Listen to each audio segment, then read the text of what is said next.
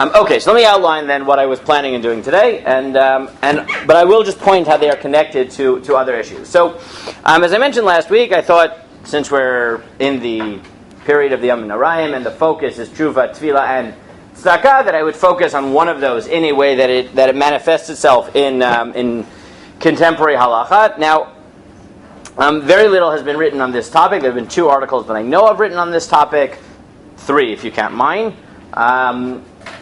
But it touches on some of the issues that you mentioned in the topics you're interested in from a different angle. So here's the question, okay? What you'll see in the sources that I put here is that Chazal had a very simple organizing principle in tzedakah, and that is ani ircha kodmi.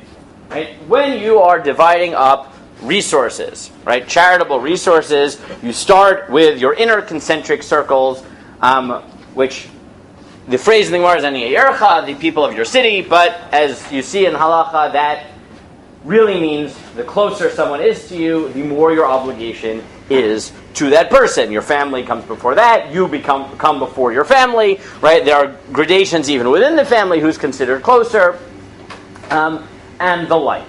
Now, maybe as a bit of introduction, why is this true? Right? If I asked you, why is this true? Right? Why do you think that halacha would organize itself in such a way that it would dictate that resources, charitable resources, should be given out by these concentric circles? Yeah.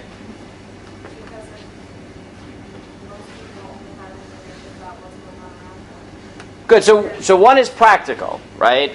Right. Simply, right. You know what's going on. Now, there's a bit of a problem there because the assumption here is that other people are asking you, right? Other people are asking you. That's why we have to dictate that those who are closest to you get it. But you could, right? You could say, I mean, it's fundamentally, I would maybe expand it a little bit, not just information-based, but pragmatic.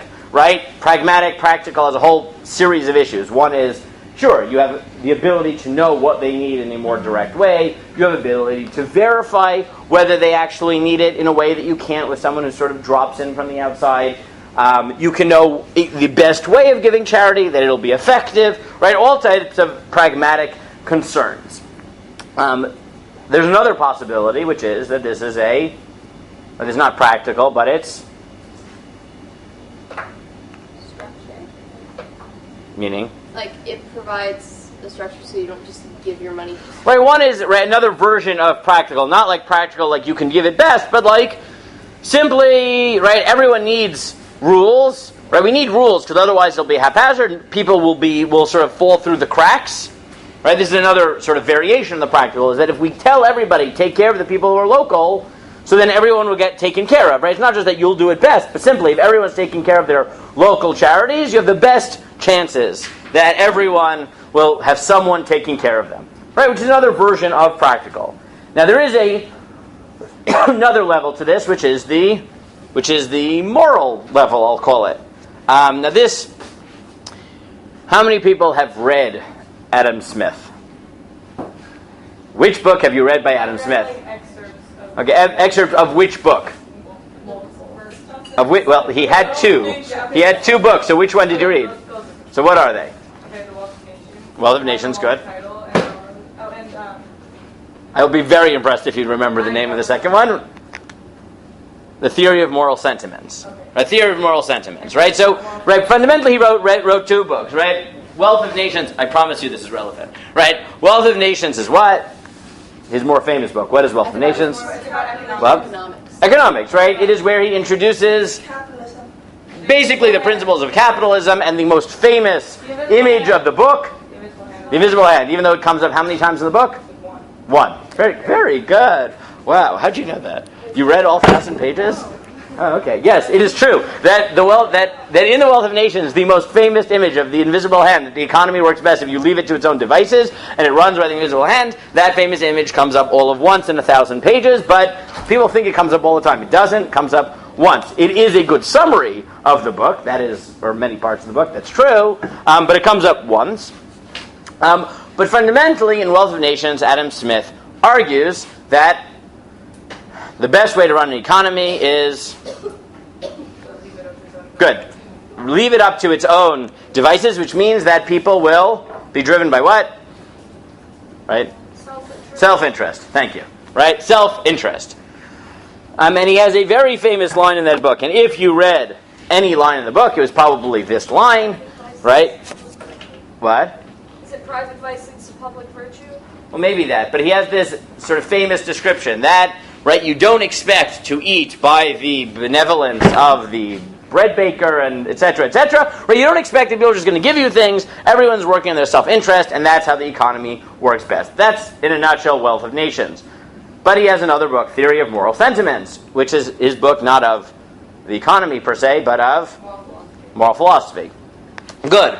And in it, and this is the Adam Smith contradiction for Adam Smith scholars, the big contradiction in Adam Smith is that he seems to contradict himself, because in Theory of Moral Sentiments, he says that your ethical responsibilities function in, not on self-interest, but what we call in modern English benevolence, but he called in his English beneficence. Beneficence. Okay? Beneficence. But what we call benevolence. Right? And he argues there that essentially to the average person that you don't know, you owe them justice, but not, I'll use the modern English, benevolence. Right? Meaning I have to be fair to them, but I don't have to give them things that they don't deserve. I just have to be fair, I have to be honest. But the people who are in my inner circles, I owe not just self-interest, but I owe benevolence, right? Or to contrast it with Wealth of Nations, I do expect to get my dinner, right? Or my kids can expect to get their dinner not by right from me, but because I love them, because I'm their parent, right? They can, in fact, expect that I don't just function on self-interest, that I function on benevolence. Now, trying to work out these two sort of philosophies, people have had trouble with it, but the simplest understanding seems to be, as Professor James Otteson has outlined in his books, that Adam Smith basically felt, is that where you learned it from Otteson? Yeah. Okay, so that's see, Otteson was my thesis advisor in undergraduate. So I was like, okay, you had to study by Otteson in a Tikva fellowship, probably. Okay, there you go. That makes sense. So I never studied with Professor Otteson in a Tikva fellowship. I studied with, he was my thesis advisor as an undergraduate. So I have heard this a million times from him, and I have read his book. He would be very proud that you remember that. I'll let him know. He's great.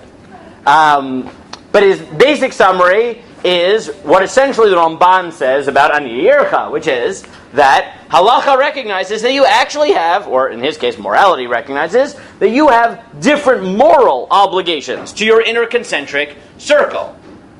Right? Your inner concentric circle. The closer someone is to you, the less we judge our relations with them purely based on justice, right? Do I owe you, right? We don't ask our kids to pay for their dinner, right? I hope. Right? You don't ask your siblings, right? But you might ask your siblings before you ask, right, your kids. Right? Right? Meaning, your kids you would never ask to pay for their dinner. If you went out for just to meet up with your sibling, you might split the bill. Right? You might, because sometimes you wouldn't. Right? Like siblings, sometimes okay, I'll take the bill, and friends also. Right? We'll split the bill, sometimes we will, sometimes we won't. Right? Sometimes we'll be just, sometimes we'll just switch off who pays the bill, right? Things like that, right? An absolute stranger, right? Assuming they're not an absolute stranger where I don't know why you're meeting up exactly, right? But an absolute stranger that you're not meeting up for any social reason that would dictate that you pay the bill, it would be perfectly normal for you to split the bill, because why do I owe you a free dinner, right? That's basically the Ramban's theory of life and Adam Smith's theory of life, right? The people that are close to me, I actually owe them more. Or in halachic language, ani ircha kodmin. Okay? That's a little bit of background, and you'll see this in the sources. Here's the challenge that modernity has placed on us, and like I said, this issue touches on a million different issues. And if I asked you, who is your community? If I asked you that 1,000 years ago, 99% of people would answer, where I live. Why? That's who you saw. That was who you saw. Right? It's like this is not complicated, right? You read, you watch Fiddler on the Roof, right? All they knew, them and their parents and their grandparents and their great-grandparents, etc., was Anatevka. That's it. Right? That's it. That was all they knew. They didn't travel farther than Anatevka. Right? Hence, that memorable line at the end of the movie, right? Where they're being forced out of Anatevka, and one says to the other, where are you going to be? Right? I'm going to be by my uncle in New York. Where are you going to be? I'm going to be by my cousin in Chicago. Oh, we'll be neighbors. Right? They have no concept. Right? No concept. Right? They've lived in one place. Right? You have these incredible descriptions in the Rishonim where they ask, how is anyone able to get married in our towns in France? Because no one in the city can be a witness for anybody else because we're all too closely related. Right? Right? That was what it was. The entire city was first cousins. Right? What's the problem? Who's going to witness, not who you're going to marry? Well, that maybe you could set up an arranged marriage with someone from the other city, but their family might not come. And if they came, right, who was going to come to the wedding? Their family. So everybody present, right? But the point is, you had these cities, right? No one left, no one did anything, right? Nowadays, if I asked you, who is your community? Right? Who do you feel closest to? So, how many of you feel closest to people who live physically close to you, live in your community? If you think of your 3 best friends, okay? Put it in your mind for a second. Your 3 best friends. How many of you feel close to people to live in your community? Some people. How many feel closest to people that they went to school with who may or may not live in their community? How many people, some of their closest friends are people they know from camp that don't live in the same community? Right? Right? The problem is that the modern world has made it so easy for us to connect, right, between travel and communication, that realistically, our communities, in the sense of who are we closest to, has become defined experientially along ideological lines, relationship lines, friendship lines, call it what you want, but it's not about geography. Right? Your best friend might be the person who lives next door, but it also might not. And often, if your friend is the person next door, that might be because you have certain communities where everyone stays local for school and everyone goes to the same camp, so that's who you know. But if you were like me and you commuted to high school, right? So very few people who lived near me went to the high school I went to, and very few people I lived near went to the yeshiva I went to, right? So since I was, 13, 14, right, I didn't spend much time with the people who lived near me. So the people I'm closest to now, years later, are people that I was in yeshiva with, right, that I went to university with, not people I grew up next to because I haven't been in school with them or camp with them or anything with them since I was 14, right? It's almost, decade and a half, 2 decades ago. So how does that play out in halacha? So we already mentioned that one of the topics we have to talk about is minhag hamakom in a borderless world, right? That's a place where you're going to see this, right? In customs that originally were based on geography, but now we don't live in a geographic world, right? We have created a dot. We've created sort of ethnic, sub-Jewish ethnic identities, but that's new, and how we deal with that, right? This has implications for halachic authority, for Mar Datra, right? Classically, right, rabbinic authority, halachic authority was dictated by geography, right? The phrase, you ever heard the rabbi referred to, in some shuls you might have heard this, the Mar Datra or the Mar D'Asra, right? No? Okay, this is a phrase you will sometimes hear. It's from the Gemara, but it literally means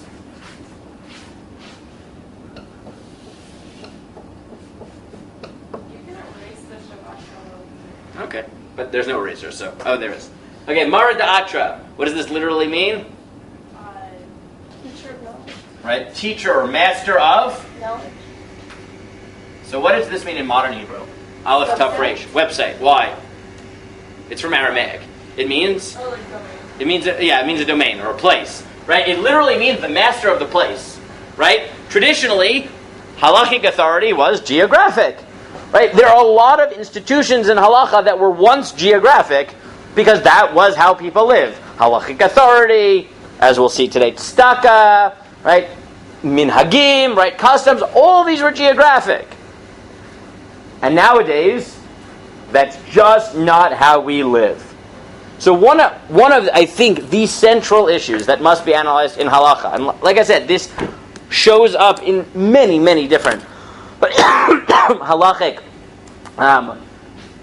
areas of study is this question, is how has halacha responded to that shift? Or has halacha responded to that shift? Meaning now that we define our communities along ideological lines, right, along friendship lines, right, do the institutions in halacha that were originally geographic in nature, do they change? Now, just to sort of telegraph to other things, what might this mean, right? Right, so, who was interested? You were interested in minhag hamakom, right? Minhag hamakom in a borderless world, right? What would it look like to say that nowadays we have redefined minhag, right, along non-geographic lines, but ethnic lines, let's say. Makes sense. 'Cause that's what we do. Right, so that's what we do. Good, that's exactly what we do. It would look something like what we do now, where we call ourselves Ashkenazim and Sephardim, right? The question in halacha you'd have to deal with, is that legitimate?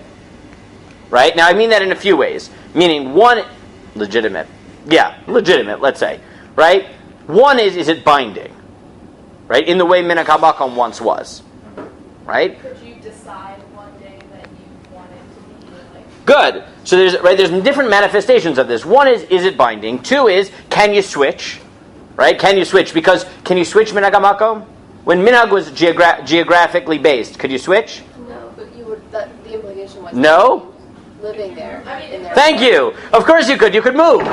You couldn't switch while you lived there, but you could choose to move. Right? You could just move, and then your minhagim would change because you'd show up somewhere new, and now you have to follow that minhag. So, even if we can justify switching from geography to ethnic identity, can you switch? What would be the equivalent of moving, right? When it comes to identity, what would that mean, right? Alternatively, is it legitimate for me to want to have a geographic minhag and not an ethnic minhag, right? So, for example, right, totally flip it, right? Like you'll find this in Israel. I don't know if you saw it, but in certain shuls, depending on where you were over Rosh Hashanah, you might have seen on the shelf a little book called Slichot Minhag Eretz Yisrael. Just to give sort of an example. There are a few communities in Israel, Ofra, Kochav Yair, and a few shuls in Yerushalayim, who said, look, Slichot is completely dependent on minhag, and now no one really understands the Slichot anyways. If you identify with that sentiment, you're not alone, right? No one understands it anyways, and they said, look, why can't we, who are quote-unquote Ashkenazim, just say, look, we're in Israel, we're all together, we have Ashkenazim in the community, we have Sephardim in the community, let's take some elements of the Ashkenazi Slichot and the Sephardi Slichot, let's put it all together, make a joint version, and we'll all say it together, and we'll take the Slichot that make the most sense, that are written in modern Hebrew, or not modern Hebrew, in simple Hebrew, we'll all understand it, right, and that's it, and we'll create a unified minhag. Right, now this is a big deal in the 50s. In the 50s, they really tried to do this across the board. So this question of the legitimacy of and what it would look like for minhagim to be defined, right, ideologically, geographically, to create a new identity based on a new geography, right, all those things, right, are really dynamic and have never quite been spelled out properly in Psak. That one, by the way, that one I think is the move that has the widest implications and therefore really should have been spelled out when poskim started to make that move, and it really wasn't. Right? Meaning, every time someone asks me, and it happens a lot, Rabbi, do I really have to not eat kitniot? Right? The answer is, my honest answer to them is, I have no idea. Right? I have no idea. If you were living in Ashkenaz, that was the minhag hamakom. What it means for you to be Ashkenazi when you live in America, Canada, or Israel, I have no clue. I won't be the one to tell you that it is permitted. This is usually my answer. I won't be the one to tell you it's permitted, but I would not be surprised if in 30 years or 40 years, no one would be keeping the minhag of kitniot, and I won't oppose that. Right? I see no reason to oppose that, but I am not putting my name on it. So what does that mean practically for the person who's asking? It doesn't mean anything. It means absolutely nothing. It means go ask somebody else. But usually I can get away with it by saying, like when I was in Toronto, I got away with it by saying, my official the official rules of the kollel is that I don't paskin. So this is what I think theoretically, and go ask your rabbi. Right? That's usually how I can get away with it. But it's also my honest answer, is that, and we'll get to this, like, what do I think happened to minhag hamakom in a globalized world? And the answer is, I really have no idea. That's why I want it to be my PhD topic if I ever have time. Yes? Isn't minhag just what people practice? If people decide to start, like Ashkenazi Jews start deciding to have kitniyot on Pesach, and that just becomes the norm, like, would there be any actual problem with that? Would there be a problem if they started doing it? That's it. There's a good argument to be made to say no, and there is heavy precedent in the last 200 years to say that would be a problem since the Reform movement, when people doubled down on minhagim, and for some reason kitniyot was one of the minhagim they doubled down on very, very strongly.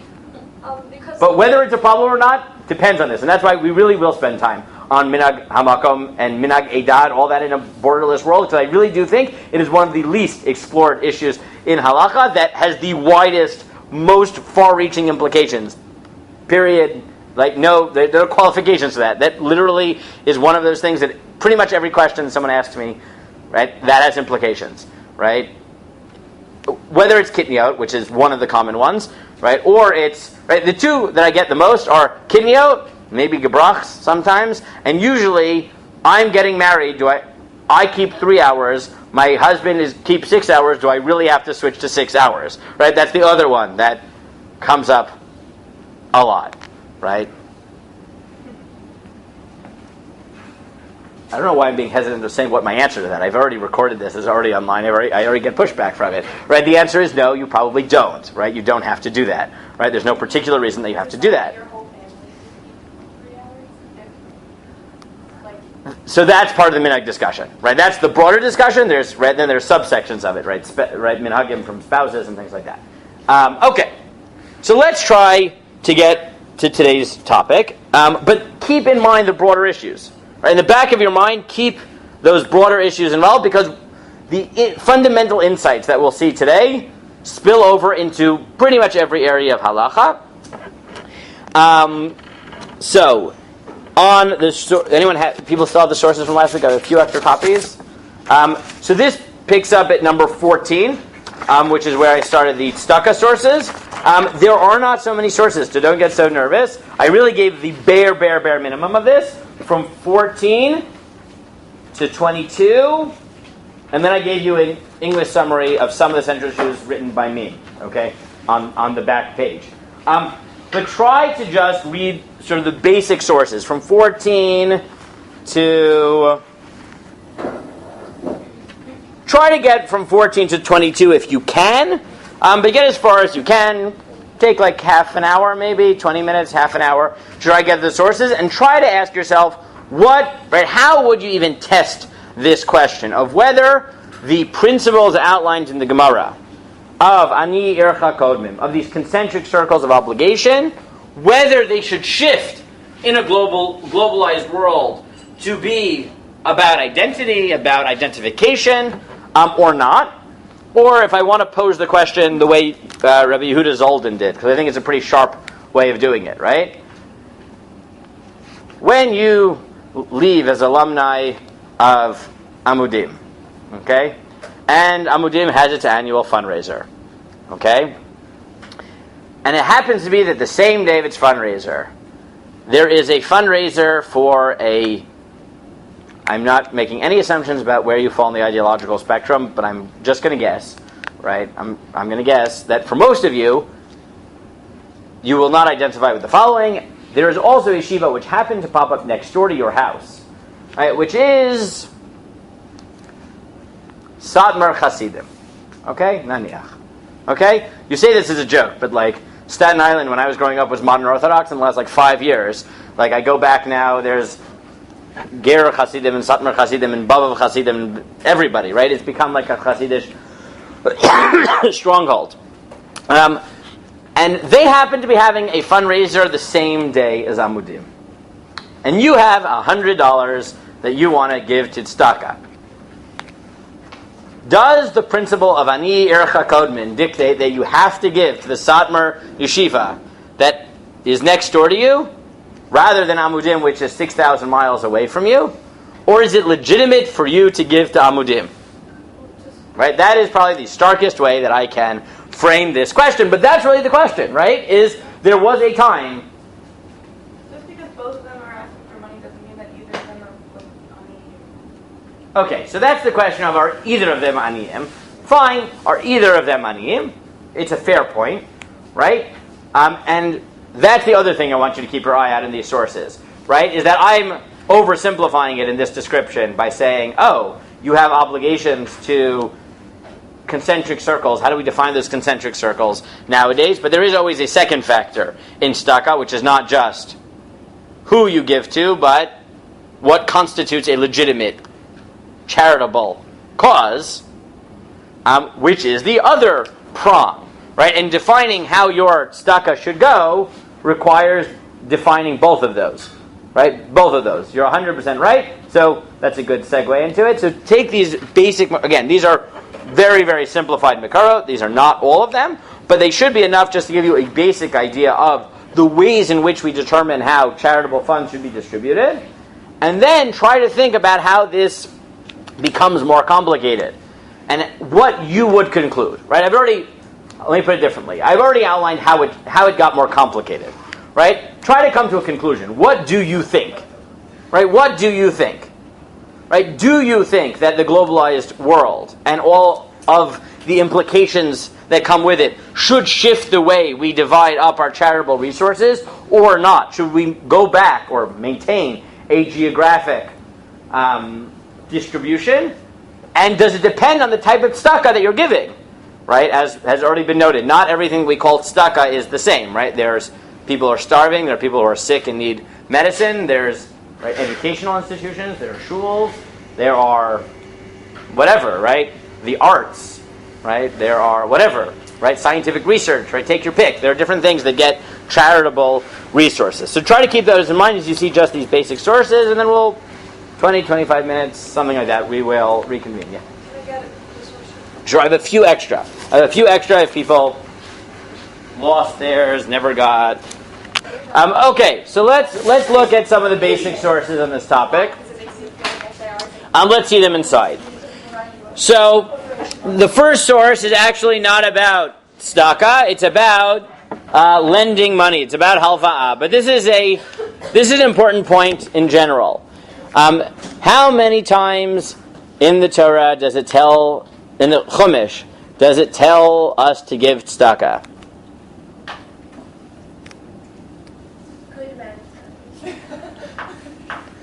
The answer is 0. Thank you. 0 explicitly. 0 explicitly, because the classic form of tzedakah, when we talk about supporting the poor, we do hear a lot about halva'ah, about lending money, because lending money was the paradigmatic way of giving tzedakah. Wait, isn't there like some like little book on that, like the Rabbi wrote? What? A little book on lending money. A little? Like Little? It's printed very small. Oh. It's not little, but the Rambam does have a section on it. But classically, charity, right, was less talked about. Why, by the way, probably? Why was charity less talked about in the Chumash? Like charity, in the way we think about it? Well, okay. But more likely because... They didn't have websites and big global corporations. Okay, but you can still give money, but why don't we talk so much about like handouts in the classic sense in Chumash, explicitly? Because that's embarrassing. It's really more simple than this, which is... They just didn't have. Yeah, They were in the midbar and. Well, not in the midbar, is that we're talking mostly barter economies. Money wasn't used so much. It was used a little bit, but you're talking an agricultural barter culture where everybody should have what? Have some what? Some land, because you inherit land. Right? So most people should have land, and therefore most of the quote-unquote charitable donations that you have are retroactive. Right? You don't give someone tzedakah, right? You lend them money, and then in Shemitah, you wipe away the loan. Meaning it's not tzedakah at the beginning, it becomes tzedakah retroactively. But Wait, what? Did that be a assumption with all loans was that you would just be like, Shemitah's coming up, like here's a loan. Well, that was why we instituted Prismo, because we were taking advantage of it. But now, when did people usually need loans, by the way? When did you need loans? Loans. So, no, but who needed loans? People who what? Wanted to buy land. Not really buy land, because they had land, right? If they were really poor, they gave up their land. So the real form of tzedakah, quote unquote, was yovel, where you gave back the land. But when did people need loans? For events. To buy livestock. Yeah, to buy right. Usually, to buy things, right? They needed it to buy animals, to buy equipment, right? Things like that. Meaning, people who were poor were people who didn't have the basic necessities. But there weren't so many times you were talking about handouts per se. Chazal derive handouts from these psukim. But the fundamental type of tzedakah, and this is, by the way, still true lahalacha, right? The Rambam, this is like a pshat drash division, right? In halacha, a better form of tzedakah than handouts is a loan, right? Loaning people money was a form of tzedakah. Now, why was it? In what sense is a loan a classic charitable donation? You're like, really? Classic? Well, it is. Because you gave people money, and how much, and what happened as soon as you gave them money? They can use it. They're going to use it, and what's going to happen to you? You are losing value. Yeah. Because, why? Because you're not allowed to what? I'll collect interest. You're not allowed to collect interest, which means that, at best, you will break even.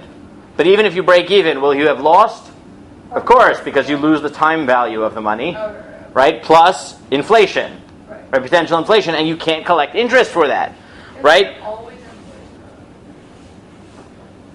Maybe yes, maybe no, but you can't gain. Right? You lose time value, you can't gain money because you can't charge interest, and you might lose because of inflation. But if we're talking specifically about a barter economy, I feel like the currency doesn't really Good. So many of the questions in lending money are, what if I borrow not money, but I borrow wheat? Okay. Right? You can have that too. Right? You can borrow but that being the case, the classic sort of charitable donation that the psukim actually talk about is halva'ah. So if you now in Dvarim you do get discussions of patoch tiftach et yadcha, but again, this is primarily in the context of loans and things like that. There are secondary implications for tzedakah, but classic, right? First, you have to try to lend people money, and if that gets them on their feet, great. Donations are, right, only an afterthought. But the Gemara in the context of loans says as follows: the Tani Rav Yosef, im kesef talved ami ed ha'ani imach. If you lend money to my nation, to the poor person with you, right? Here you see very explicitly, loans are considered a form of charity. They're being given to the poor. So then the Gemara outlines your obligations. Ami v'nachri, ami kodem. If you have a choice between a Jew and a non-Jew, who comes first? The Jew. Which, by the way, by implication, which is spelled out very explicitly in the Gemara in Gittin, the Jew first, but not to the exclusion of. Right? I mean, this is priority. This isn't all or nothing. This is priority. Right? You prioritize Jews. Right, with the Gemara in Gittin is quite explicit that it's really a Mishnah that mefarnesim ani akum im ani Yisrael. You support the non-Jews just like you support Jews. Yeah. Okay, so Shane and I had a question about this source.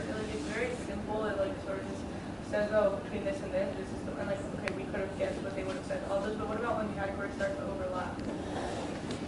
Yes. It's not this is okay, so you could have guessed this, but also it's not that simple. There's correct. Yeah, like a rich Jew who's asking for cheese. Good. So, good. So this gets complicated. So skip from. Well, let's finish this source and then we'll get to it in a minute. Okay, hold that thought. So, if you have a Jew and a non-Jew, ami kodem, ani v'ashir, ani kodem. A poor person, a rich person. So obviously, you give the poor person first. Ani yecha v'ani yercha, ani yecha kodmin. If you have the poor, your poor, presumably your family or something like that. Those who of your city, so your poor come first. Ani ircha v'ani iracheret, ani ircha kodmin. If it's your city versus those of another city, so you give to your city first. Now the Gemara in number 15 says the same thing more explicitly about charity. Pasach tiftach ein li ani ircha. Right, you should open your hands. So from here I know the poor of your city, la'ani eracheret minayin. How do I know that you also give charity to those who live in other cities? Talmud lomar patoach tiftach. It says you shall surely open mikom makom, right? Which means open, right? Not just for people closest, but to others as well. Naton titain en li'ela matana miruba matana muetet minayin. So maybe I would have thought you only have to give a large gift. How do I know that even small gifts matter? Talmud lomar naton titain mikom makom. And then the Rambam just summarizes this in 16. Anishu krovo kodem l'chaladam. A poor person who is your relative comes before others. Aniye beito kodmin lani iro. The poor of your household come before the poor of your city. Ani iro kodmin lani iro. Acheret shneimar lachicha laniyecha v'lavnuncha ba'artzecha.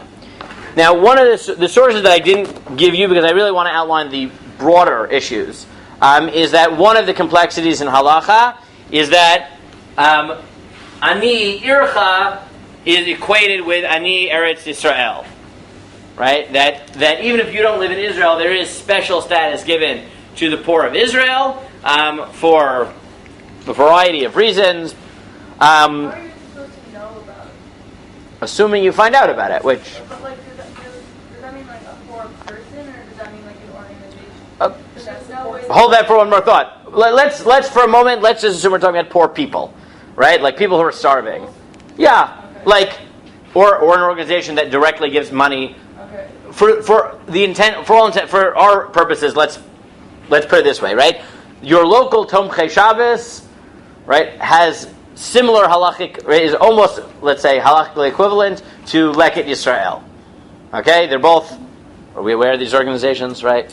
Tomchei Shabbos just gives people food for Shabbos. Each community really has their own.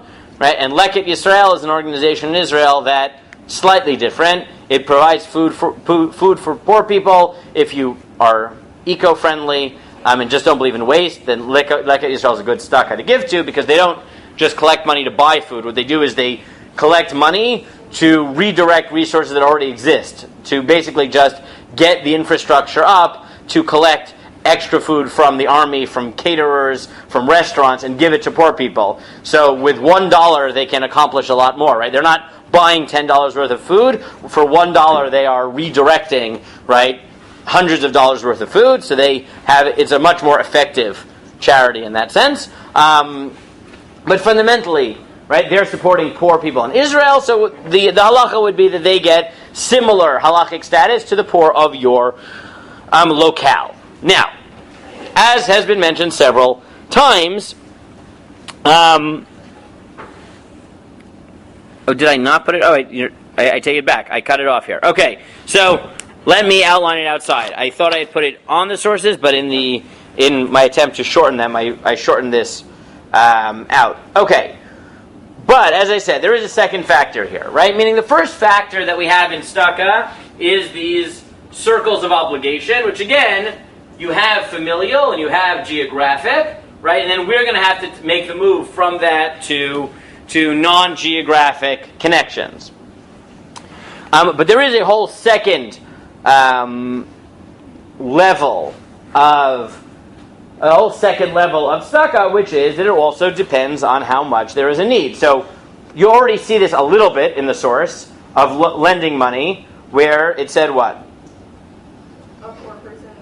Good, right? A poor person and a rich person, because both poor people and rich people might need loans, but those are different, right? Poor people need loans for supporting for food, for basic tools to allow them to survive. Rich people need loans for making more, right? Even more money. I mean, poor people need to make money too, but even more money, right? Meaning beyond subsistence. Let's put it that way. But there are plenty of other needs. So if I give you, let me just give you a summary of them. Now I will just note, right? I mentioned the Eretz Yisrael thing, so there is a bit of a dispute there. The Bach thinks that the order is still your city, then Israel, then other cities. Right? It's not that Israel is equivalent to your city; it just goes before other cities. Others, like Rav Kook, think that the poor of Israel are equivalent to the poor of your city, and each of these can be analyzed in its own, on its own. Now, in addition to this, there is need. So,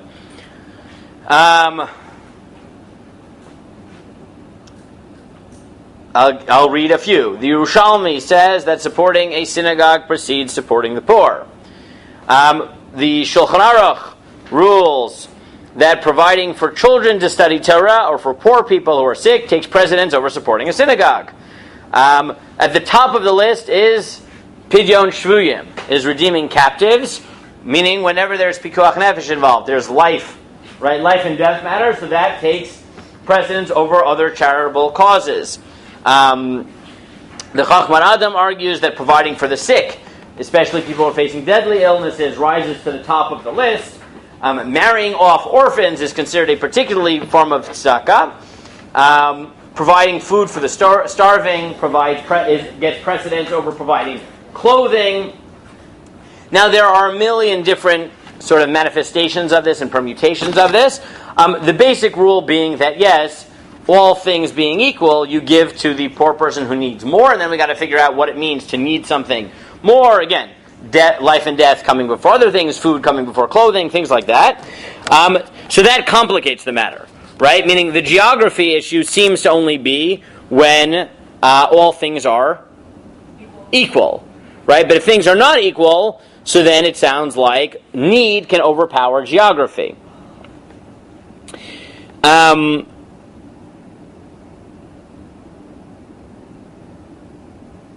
Right, the Panim Yafa notes this tension, and he suggests that maybe the way you deal with these two different principles are that basic needs, right? Providing people with basic needs is independent of geography, right? If someone comes to you and is starving to death, you give them regardless of whether there are poor people in your city who need things beyond basic needs.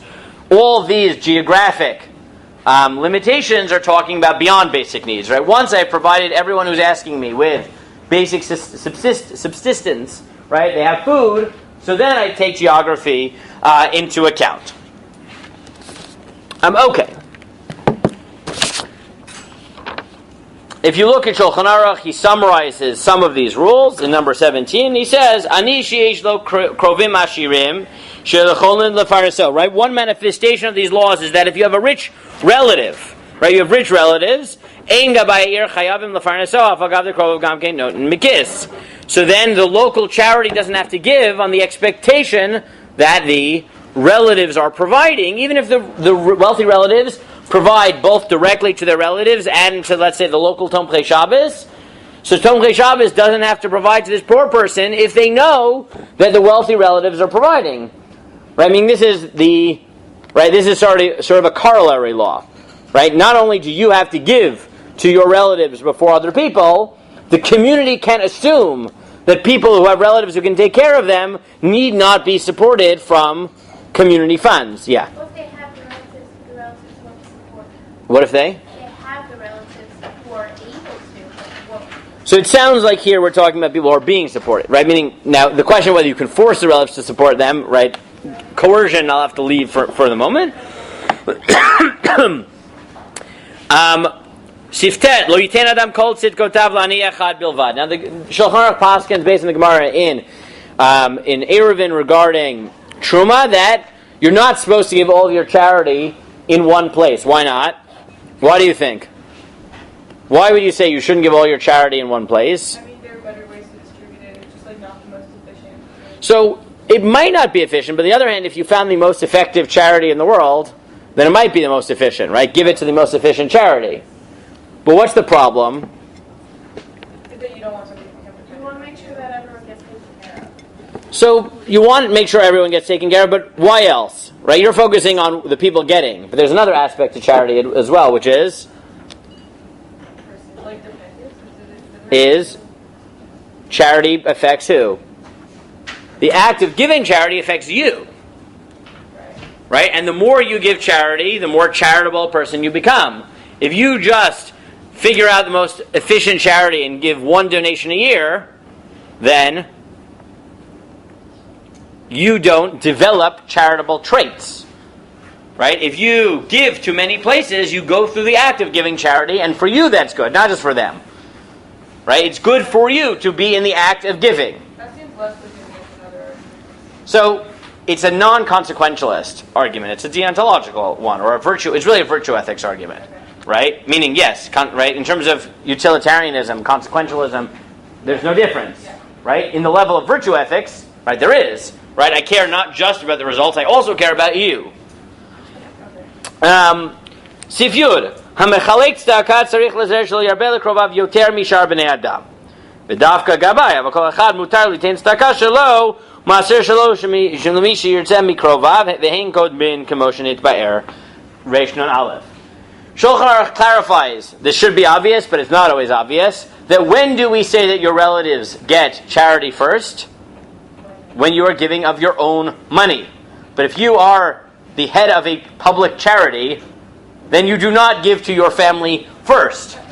Right? That makes sense. This should be obvious. It is unfortunately not obvious, but this should be obvious, right? Meaning the rules of your relatives come first. Meaning if you have tzedakah to give, you give it to your relatives. But if you happen to be in charge of the local Tomchei Shabbos, right, you don't give double and triple to your relatives because they're your relatives. If you're giving your own money, you give them first, you give them more. But if you are distributing government or communal funds, then obviously you do not. Now in 18, some of the things I mentioned, you get, right, chayav lahakdim lahachil hara'av milachsod ha'arom, right, that the complicating factors are need. You give to people who are hungry before people who need clothing.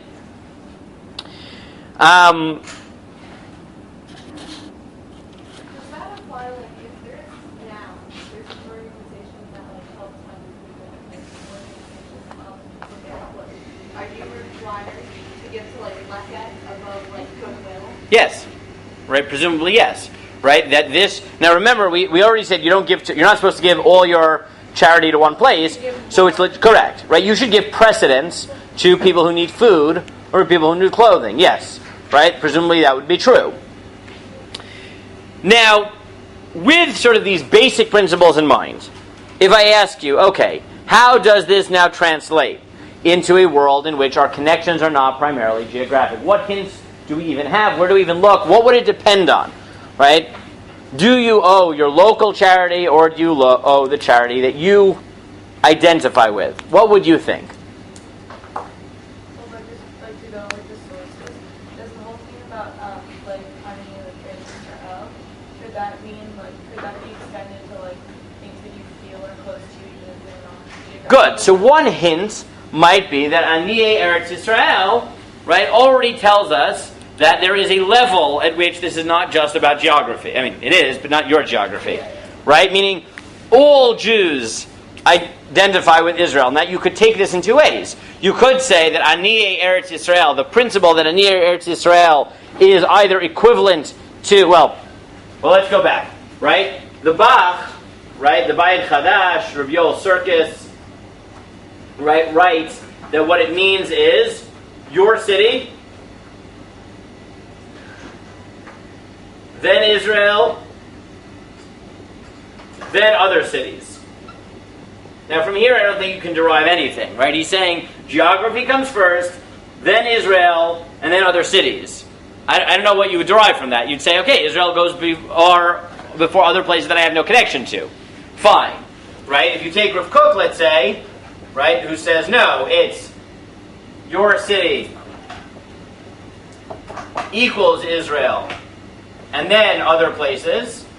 So here you might say, either this indicates that it's not really about geography, it's about, let's say, identification, or something like that, or some other ideological, moral, right, connection, and that's why Israel is the same as your city. Alternatively, you could get, right, technical here and say, maybe it's about geography, but since everybody has a mitzvah to live in Israel as a portion in Israel, however you want to put it, right, in some way this is your geographic city. But you're right, this already starts to indicate that maybe this emphasis on your city is not purely a geographic claim. Yeah? But you said, like, I don't know if it's exactly right to say that it's about what you feel a connection to, because it seems like it's sort of just referring responsibility upon you as a Jew, and like, even if you don't feel any connection to Israel.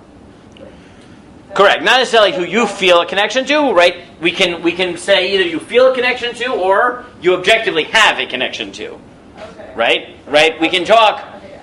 Because I was gonna say like my city also, like my city has 3 million people in it. I don't know. Correct, right? It could be, right, not necessarily that you feel a connection to, maybe that you're supposed to have a connection to. Okay. Right? This is a normative claim. Yeah. So you said like you should give to the food organization a bunch of clothing organization, but let's say there is a food organization and a suicide prevention organization. So then presumably you would give to the suicide prevention. Well, how do you decide which one saves Right. lives? So you'd have to figure it out, right? Meaning, again, this is not an exact science, but fundamentally you're right? Meaning we said even before giving food is pikuach nefesh. So if something is directly, preventing someone from killing themselves, halacha doesn't really talk about suicide prevention, sort of classic sources, but yeah, you could see that going in the pikuach nefesh category of pidyon shvuyim. Yeah, for sure, right? Right, you could say the same for giving to a hospital, right? To create an emergency room, to create whatever, right? Meaning we have all types of different manifestations of this.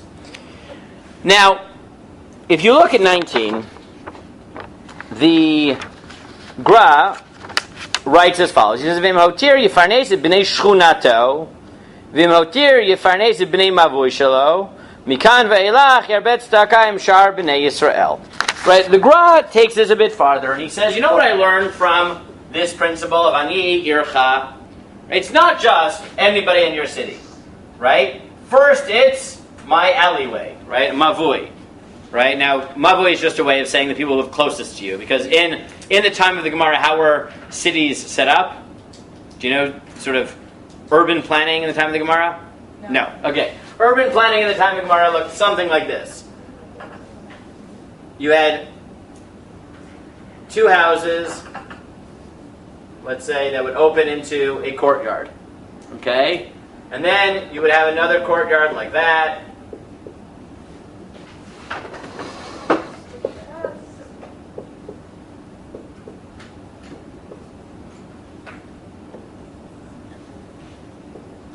Right? And then these courtyards would open into an alleyway. And that alleyway would sometimes open into another alleyway, which would eventually open up into the main road. Right? It was traffic controlled.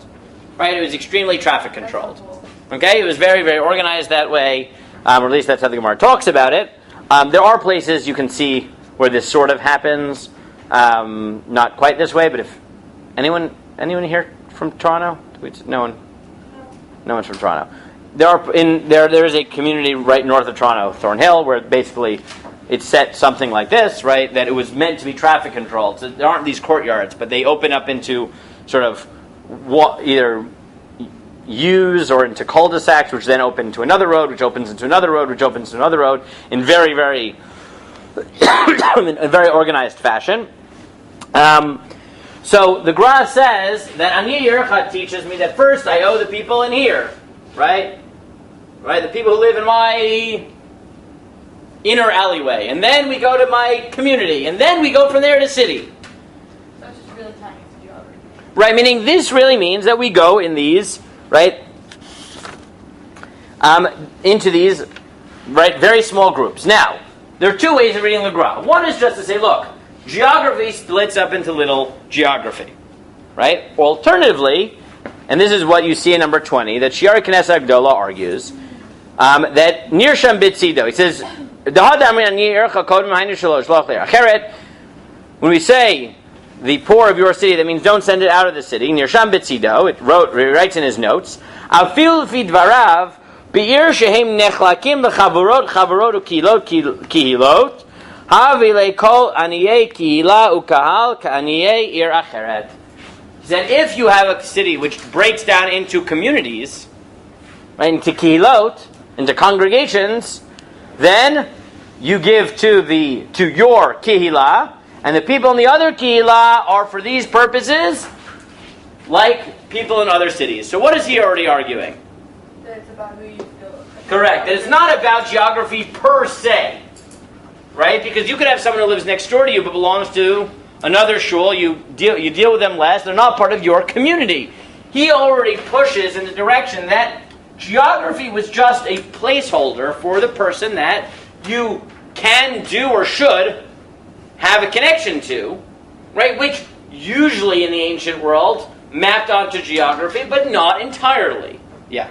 What about people who don't belong to any community? Ah, good. Because those are the ones that need the help. Perfect, right? So here is, I think, a moral problem with that. Okay? Whether you think that that the reason we have these concentric circles is because of pragmatism, or you think it's because I have moral connections to people who are closest to me, there is a counter-practical and moral argument, which is, for people with connections, so then this works perfectly. But for people without connections, imposing a sort of arbitrary division, namely geography, helps them. Why? Then it forces somebody to be responsible. Correct. It forces someone to be responsible for them. Meaning, if we totally move in the direction of saying that community should be defined not by geography, but by who to identify with, who should I identify with, then that will help a lot of people who have connections. And it will hurt people who have no connections, and their only hope is a local soup kitchen where they can just walk in by virtue of the fact that it is there and they are there. Right? So, there, on the one hand, you might want to say, oh yeah, look, ani ircha is really just a placeholder for saying you should give charity to the people you have connections to. Not geography. It's not about geography. It's about people I have connections to. But on the other hand, if you did that, there are some people who are going to fall through the cracks. Right? Namely the people who have no ideological or social community and only have hope in geography. Because they do have neighbors. Right? People do live next to them. But they might get lost when you start moving towards this. Right? Towards not geography, but, right, whatever you want to call it, identity, connect, right, social connections. Maybe social is better, I don't know. Right, social, right, identity, whatever. If you look at number 21, this is from Reb Chaim Kanievsky, he's a posek in Bnei Brak. He writes as follows: Ani beito hainu shchenav kodmin lani ir achirim. Your neighbors go before people in other cities. V'yesh ormim d'shchenav nikra imhu ragil etzlo v'lo mishadar b'shchonat beito. Since some people say that your neighbors are the people who, what's ragil etzlo? You hang out with, you frequent, and not the people next door to you. V'yesh cholkin. And some argue and say it is the people who are physically closest to you. Vani shchunato. Kodmin lani mavui shalo, vani mavui shalo, kodmin lani shari. And then he says the gross point as well, that it goes, even within the city, it subdivides. But you see a tension here. Right? You have, in the Reb Chaim Kanievsky, you have this argument. He says some people think that when we talked about geography, we didn't really mean geography.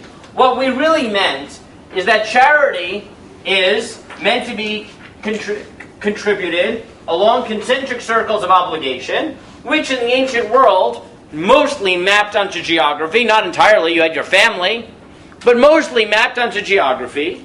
But nowadays, right, what used to be accomplished by geography is accomplished by, I don't know, right, social ties, right, ideology, whatever, right? You went to the same schools, camps, I don't care, right? Everything that goes under social. Some people say that that's what we should do. We should throw out the category of ani ircha as a geographic category and shift to these, to identity, to social ties and the like. And some people argue and say it was really about geography. It was really about geography. And if you look, for example, in number 22, Rav Asher Weiss goes in this direction. He says, even though the halachic authorities have given priorities in charity, you have to judge everything by the time and place. Da'af shamru Chazal aniye ircha kodmin. Ein ze ela b'mehem. Chazal said that the people of your city come first. That was only in their times. Shebnei ha'ir heim shedagu lani iram ve'ein luzulatam mishid aglahem. Because the only people who worried for you was the people in your city. Aval bizmanenu b'idana tachbura v'atikshuret ha'amonit. But now there's mass transportation and communication. Imani noseh b'rachvei olam lesof trumot. If someone travels to the end of the earth to collect money, I'm sure you have seen this, right? Your shuls in America, where someone comes in and says, I'm from Yerushalayim, I'm from wherever, and I need money for my kid's wedding, whatever. Or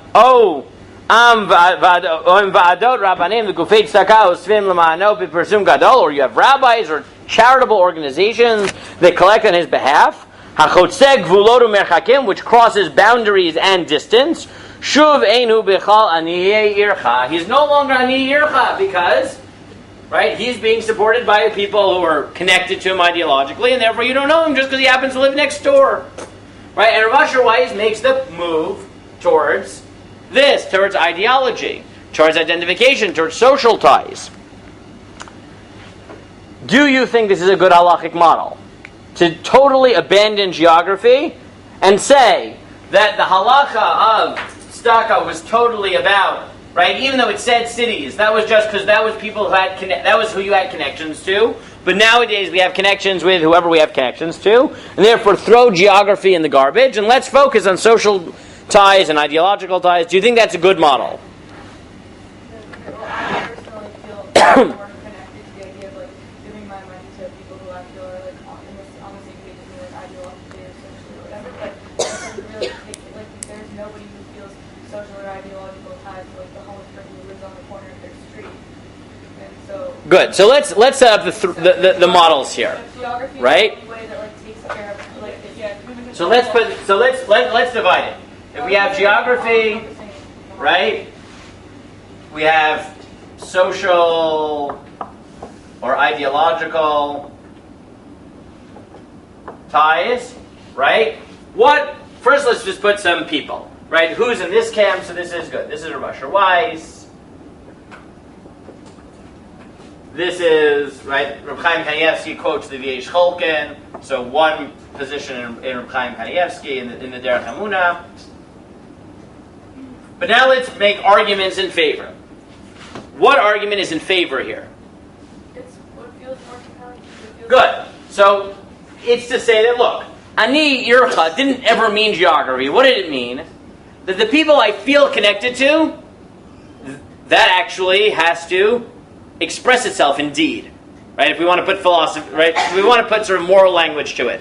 Right? Is if I'm connected, emotionally or otherwise, right? That must express itself in action. That is a moral call. And therefore, the people I am more connected to, I owe more to. Just like I owe my family first, right? I used to owe the people who lived in my community first, but now it's not really about people in my community. It's people in my kihila. It's people, etc.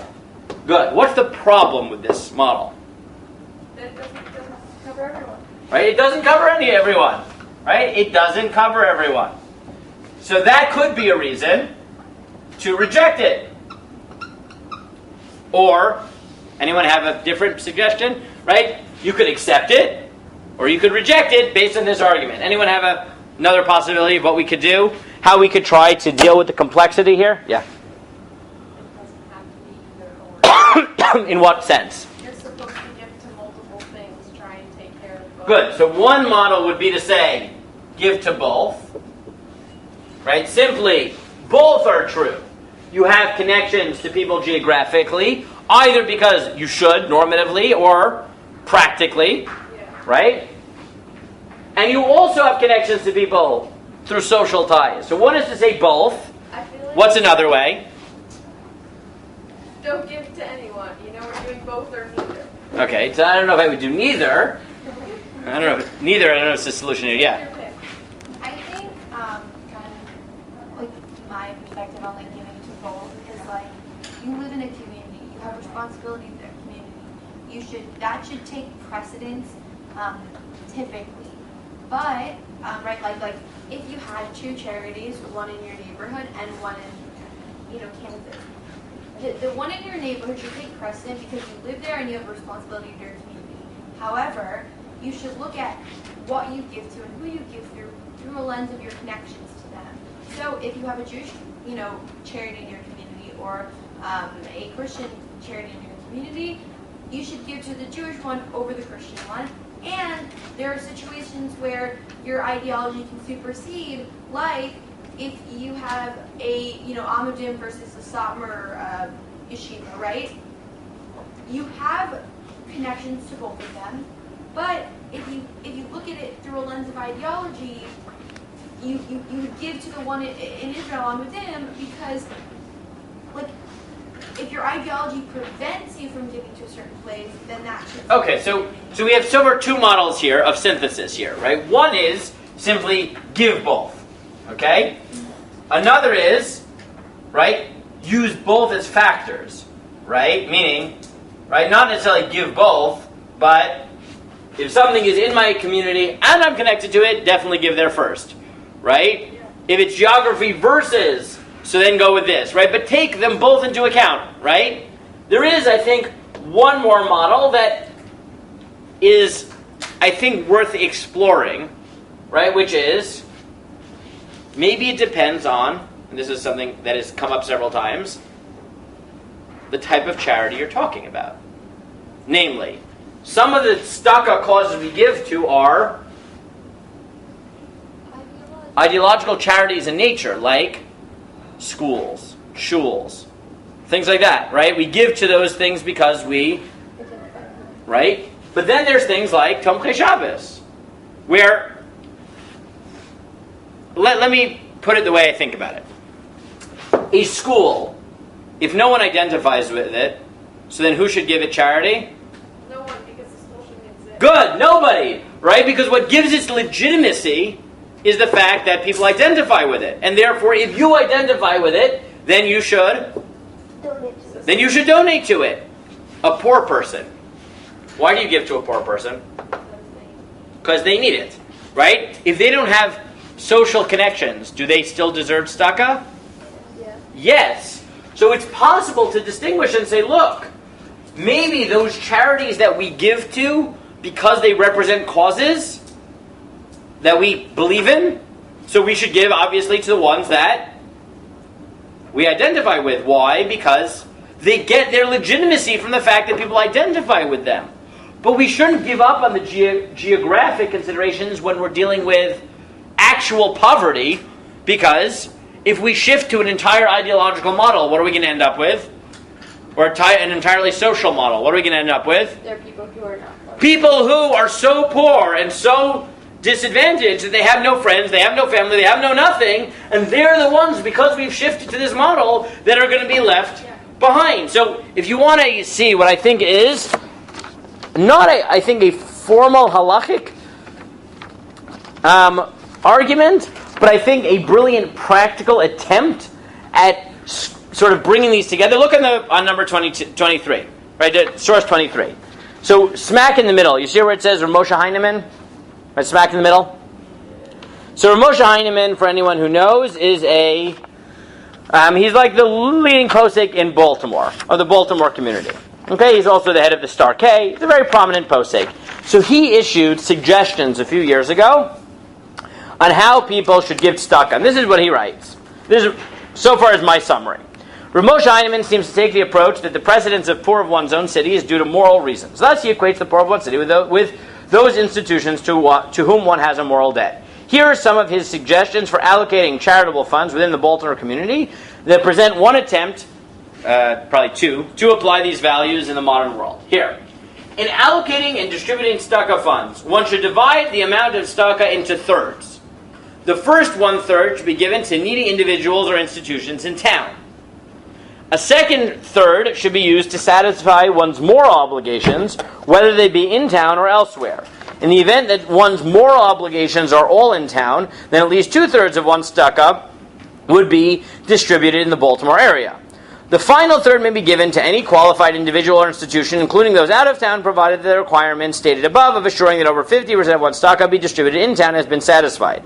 The following constitute moral obligations. A. A near relative or close friend. B. A mosad, an institution in which you, your spouse, or your children received a Torah education without paying full tuition. C. A mosad or a needy individual from which you have direct benefit. And D. A mosad owned or directed by a relative or close friend to whom you feel responsibility to help. Now, Rav Heinemann, I think, is recognizing the complexity of tzedakah. Right now, you don't have to agree with these exact thirds. These are suggestions. Yeah. A question. Where does the person who nobody cares about individual? So that is in, right? That was in the top, right? The first 1/3 should be given to needy individuals or institutions in town. Right? Meaning, I think what he's trying to capture is the fact that Ani Yircha means the people in your community. But community has two valences, right? At least two meanings. And what does he contend? That how do I deal with all the complexity that's been raised by the different ways we view ourselves as part of the community? He says, give to both. And it depends. He says, look, poverty, like actual people who need money are starving. So that focus on geography. Right? Give 1/3 of your money to those people. And you know why I think he says that? Right? I think he says that because, as we said, the ideological model, the social model, doesn't work 100% of the time because it leaves the people who have no connections to starve to death. So he says, give 1/3 of your money, this is his suggestion, to local, needy, poor people. Meaning regular, classic charity. Soup kitchens, right? People who are starving. Tomchei Shabbos, Leket, whatever. Those focus on people in your community. And I think there's a logic which he doesn't spell out, but we've spelled out, which is you can't shift totally to an ideological social model because when it comes to real charity, food and clothes for the poor, the people least likely to have anyone helping them, right, are those people. And therefore, make sure that some of your tzedakah, now he's building on the fact that the Gemara says don't put all your eggs in one basket. So he says make sure that part of your tzedakah is given locally to poor people. Because what's that going to ensure? That they're taken care of. But then there are types of charities that you give where your obligation to begin with comes from your social or ideological ties. So he says, 1/3 of your money, I suggest you give to those, right? To your moral connections. And he says, how do I define those? So I think he's actually very clever. I don't know if he has a source for it, but there's an inherent logic to it, which is, right? I mean, my favorite of them, which I think makes a lot of sense. Right? Some of them are from the Gemara, right? Your relatives, your friends, fine. But he says, a school you went to that you got tuition assistance from.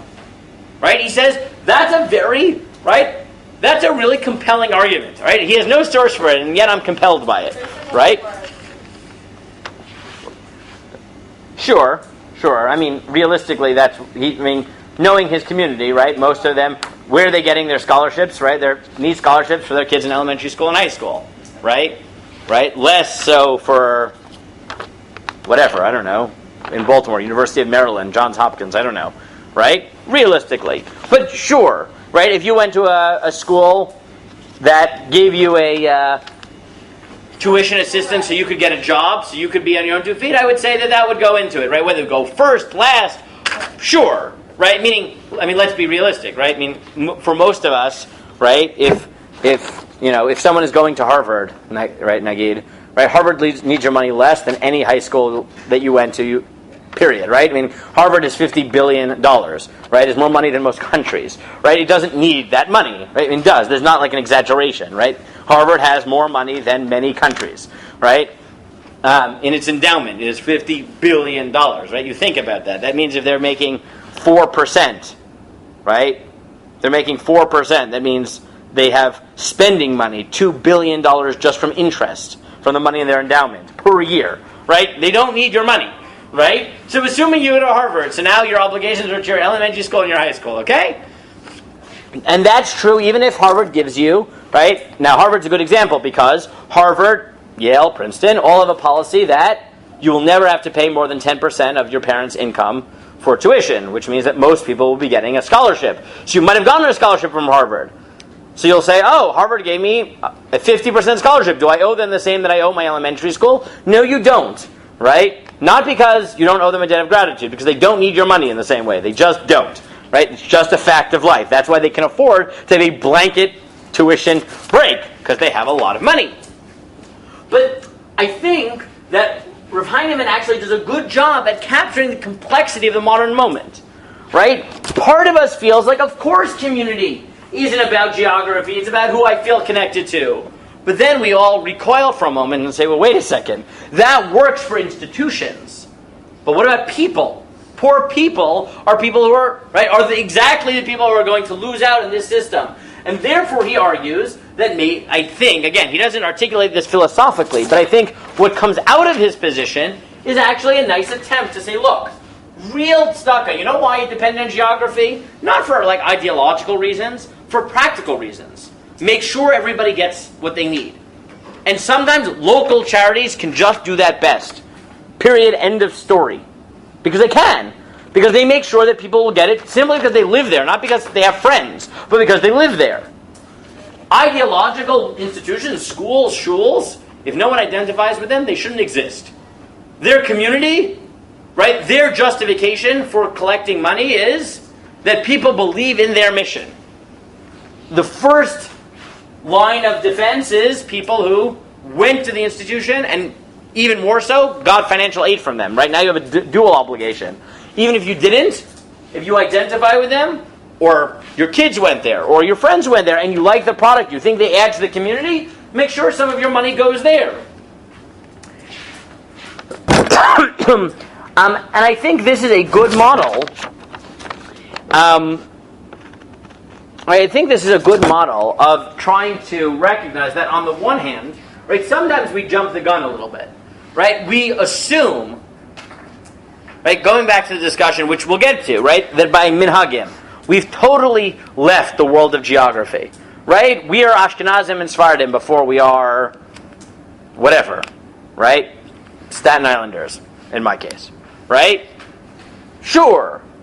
And we just assume that the world has been reordered not on geographic lines, but on identity lines. And therefore I feel more of a connection to the people I went to school with than I do the people who live next door to me. And therefore my custom should follow my school, should follow my community, my ideological community. Maybe that's true, and maybe the world has changed. But sometimes you don't want it to fully change because there was actually something important that was kept in the low-tech model. Right? In the poor of your city are the poor of your city, because, there's a practical benefit to that. And maybe you can find ways of not rejecting the old models simply by saying, well, the world is different now, but by saying the world has shifted in certain ways, and in certain ways it hasn't. Now, what I want to point out methodologically here, right, is how the creativity in this psak doesn't lie in the original sources. It barely lies in precedent. It lies almost entirely in application, right? Which is, right? The Gemara has a rule of application, which is ani ircha. And now the question becomes, what does ircha mean? Right? We can use precedent to shed light on that application. Did it mean geography? Did it mean social ties and ideology?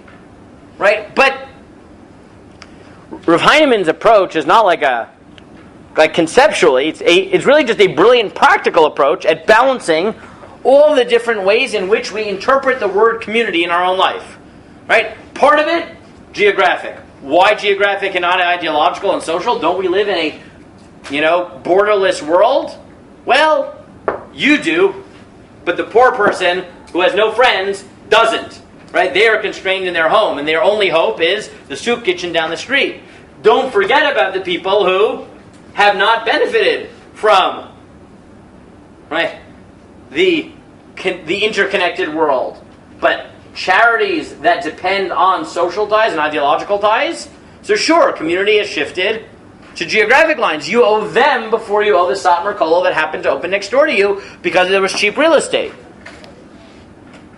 But that's because the moral claim of the Satmar Kollel for your money comes from the ideology that it represents. And if you don't identify with it, then you don't owe it just because it happens to be next door to you.